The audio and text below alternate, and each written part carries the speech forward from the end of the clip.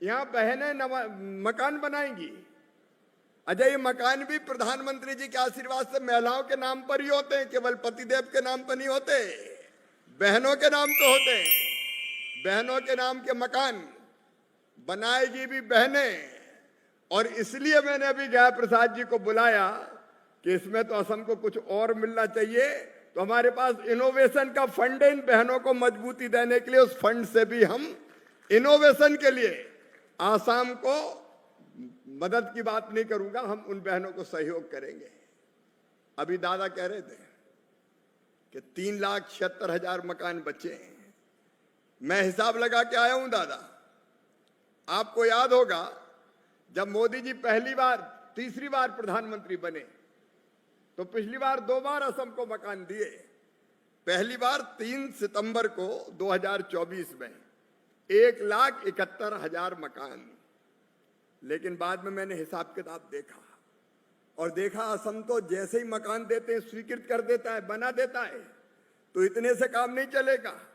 और इसलिए हमने उसी साल 27 जनवरी को 2025 में 3,88,000 मकान और आसाम को दे दिए। लेकिन आप भी तेजी से काम कर रहे हैं। आपने वो मकान भी स्वीकृत कर दिए, बना दिए। और अब 2018 के आवास प्लस की सूची में जो पात्र हितग्राही, मतलब जिन भाइयों और बहनों को मकान मिलना चाहिए, उनकी संख्या है 3,76,000। अगर ये 3,76,000 मकान और स्वीकृत हो जाए तो जितने भी पात्र हितग्राही है 2018 की आवास प्लस की सूची के, सबको मकान मिल जाएंगे। और इसलिए दादा आज पूरी तैयारी से हम आए, चिट्ठी लेके आपने मांगा और हमने दिया, क्योंकि आपका अधिकार है, इतना अच्छा काम करते हैं। ये पत्र मैं लाया हूं, 3,76,000 मकान तत्काल प्रभाव से असम के बहनों और भाइयों के लिए स्वीकृत किए जाते हैं। ये मैं दादा को भेंट कर रहा हूं।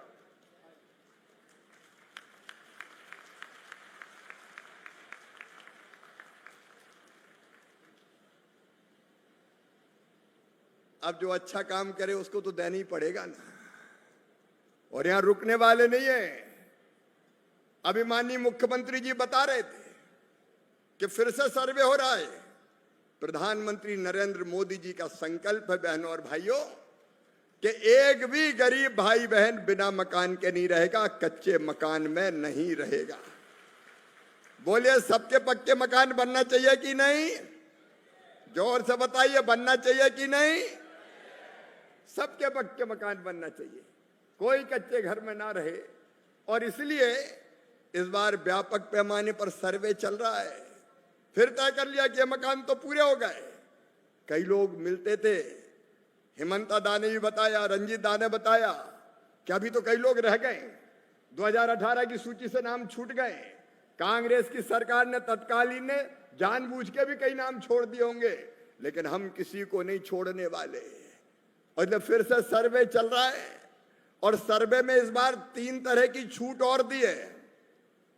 नंबर 1, पहले जिनकी आमदनी इनकम 10,000 रुपया महीना से ज्यादा होती थी उनको मकान नहीं देते थे, लेकिन अब 10,000 रुपया महीना तो हमारी लखपति दीदी कमा ही रही है। एक तरफ हम कह रहे हैं लखपति दीदी बनाओ, लखपति दीदी बनाओ, और दूसरी तरफ कहते थे 10,000 से ज्यादा आमदनी हो गई, इनकम हो गई तो मकान देंगे ही नहीं। तो कई दीदियां कहेंगी काहे को लखपति बने, मकान नहीं मिलेगा। इसलिए दीदियों अब तय कर लिया है कि 15,000 रुपया महीना भी इनकम होगी तो भी मकान दिए जाएंगे, चिंता करने की बात नहीं। दूसरी चीज और की दादा, जिनके पास 2 पहिया वाहन होते थे, स्कूटर, मोटरसाइकिल, 2 व्हीलर, उनको मकान नहीं देते थे। अब 2 व्हीलर तो हर एक के पास है। मजदूर भी मजदूरी करने जाता तो 2 व्हीलर पे जाता है, क्या उसको मकान नहीं दें? अब तय कर दिया बहनों भाइयों, अगर मोटरसाइकिल, स्कूटर, बाइक वो भी घर में होगी तो भी मकान दिए जाएंगे। और तीसरी चीज और, जो छोटे किसान हैं, 2.5 एकड़ तक सिंचित जमीन, अब वो भी तो दिनों रात मेहनत करते हैं खेत में, दुनिया का पेट भरते हैं।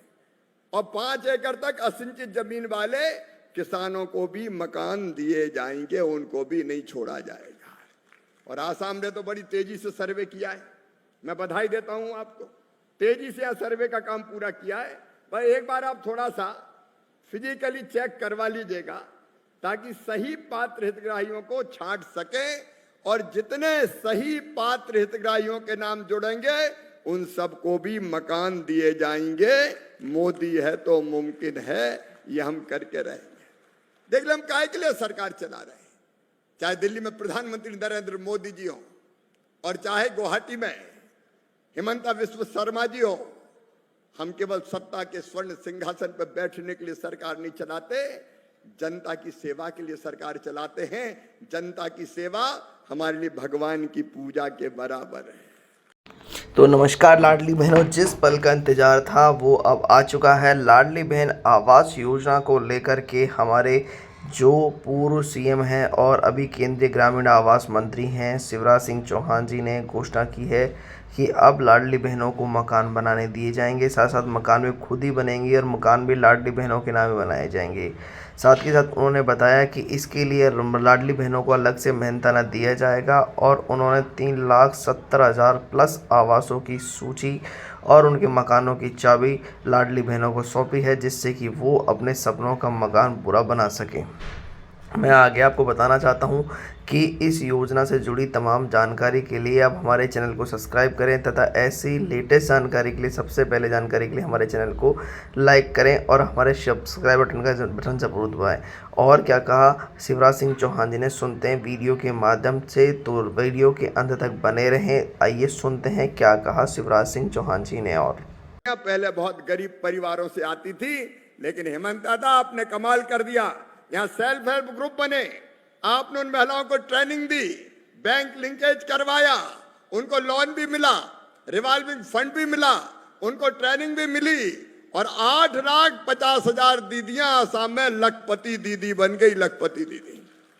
और ये हमारा संकल्प है, कोई बहन अब गरीब नहीं रहेगी। बहनें क्यों गरीब रहे, उनकी आंखों में क्यों आंसू रहे, वो क्यों हाथ फैलाए, वो क्यों पैसों के लिए मोहताज रहे। वो काम करेंगी और आगे बढ़ेंगी, और मुझे पूरा विश्वास है जो 33 लाख आपके सेल्फ हेल्प ग्रुप में बहनें काम करती हैं, आने वाले समय में वो भी लखपति दीदी बनाई जाएंगी, बना दी जाएंगी।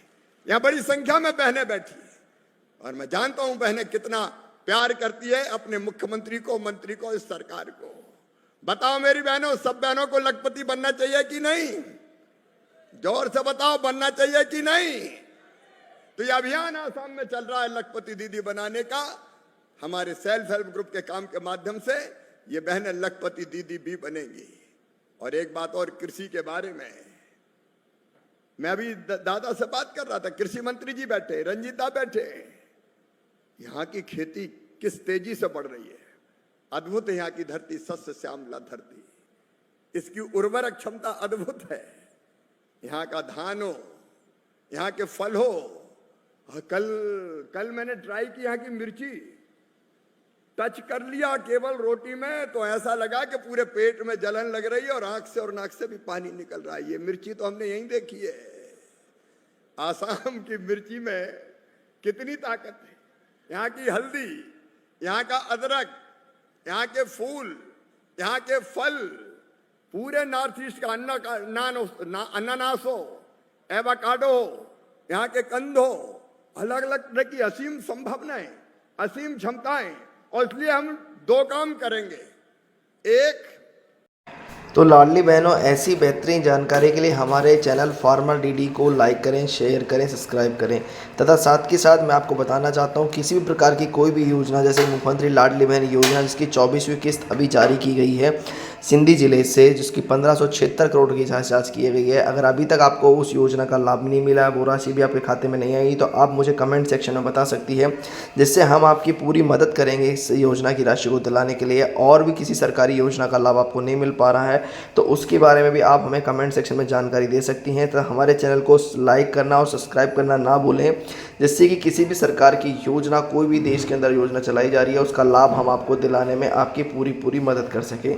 और और आइए जानते हैं कि वीडियो में शिवराज सिंह चौहान जी ने क्या क्या कहा, क्या क्या लाडली बहनों के लिए बड़ी बड़ी घोषणा की हैं, वो अपन जानेंगे वीडियो के माध्यम से। तो वीडियो को पूरा सुने, अंत तक सुने और लास्ट में लाइक और शेयर और कमेंट में अपने गांव का नाम, अपना नाम जरूर लिख के जाएं। धन्यवाद। तो आइए सुनते हैं। आसाम में हम वैज्ञानिकों की 56 टीम बना रहे हैं।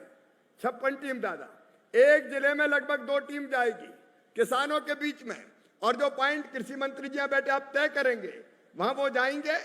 असम के एग्रीकल्चर विभाग का अमला भी साथ होगा और हमारे प्रगतिशील किसान साथ होंगे और किसानों के साथ बैठकर गोष्ठियां करेंगे।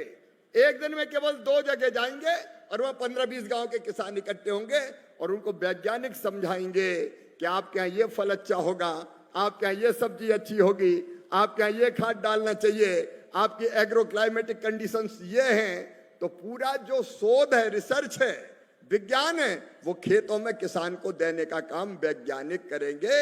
जय जवान, जय किसान और जय विज्ञान और जय अनुसंधान मोदी जी ने जोड़ा। ये अगर एक हो जाएंगे तो असम की ये धरती सोना उगलेगी। मेरे बहनों और भाइयों, असम की ये धरती सोना उगलेगी। और कृषि मंत्री के नाते मेरा कर्तव्य है कि आप जो काम कर रहे हैं उसमें भारत सरकार की ओर से सहयोग करने का मैं काम करूं। मुझे पूरा विश्वास है हमारे वैज्ञानिक आपके मार्गदर्शन में, आप जो उनको रास्ता दिखाएंगे कि कहां कहां जाना है, कैसे जाना है, बहुत बेहतर काम करेंगे। और इस खरीफ की फसल में ही हम उत्पादन बढ़ाने में और सफल होंगे, अलग दिशा देने में सफल होंगे। यहाँ के कृषि उत्पादों की प्रोसेसिंग, मार्केटिंग, ब्रांडिंग, इसकी भी योजना बनाई जाएगी ताकि असम के उत्पाद असम में अकेले में नहीं, पूरे हिंदुस्तान में जाएं और पूरी दुनिया में धूम मचाएं। वो दिन आएगा असम वासियों, वो दिन आने वाला है। इसलिए मिलकर काम करने में हम कोई कसर नहीं छोड़ेंगे, चाहे खेती का मामला हो और चाहे ग्रामीण विकास का मामला हो। निरंतर हम लोग बेहतर काम करके असम की समृद्धि और विकास में योगदान देंगे।